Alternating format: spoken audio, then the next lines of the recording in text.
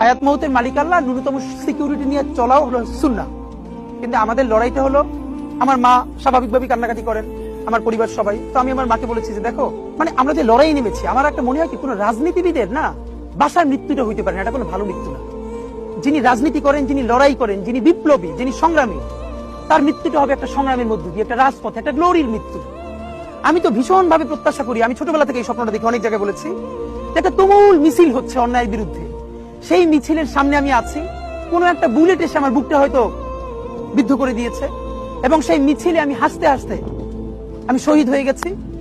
এবং সবাই যখন মৃত্যুটাকে ভীষণ ভয় পায়, আমি তখন হাসতে হাসতে আল্লাহর কাছে ভীষণ সন্তুষ্ট নিয়ে পৌঁছতে চাই যে আমি একটা ন্যূনতম ওই জীবনটা লিড করতে পারলাম, যে আমি একটা ইনসাফের হাসি নিয়ে আমি আমার আল্লাহর কাছে পৌঁছতে চাই।